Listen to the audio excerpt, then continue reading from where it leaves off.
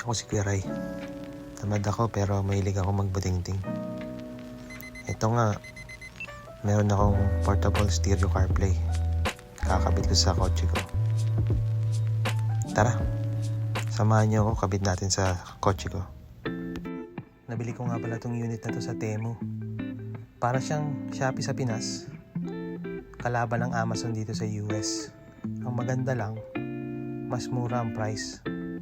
Yun nga lang, medyo matagal ang shipping.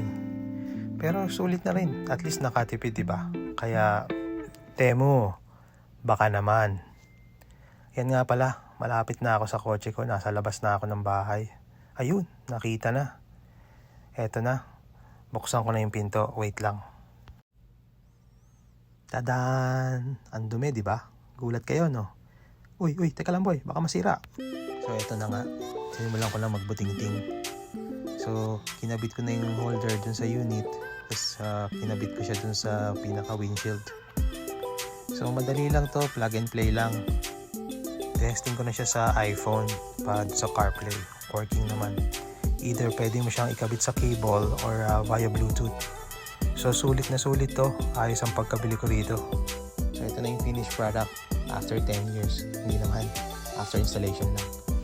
So, pag start mo ng car mo, rekta na yung CarPlay, magkoconnect mo sa iPhone mo.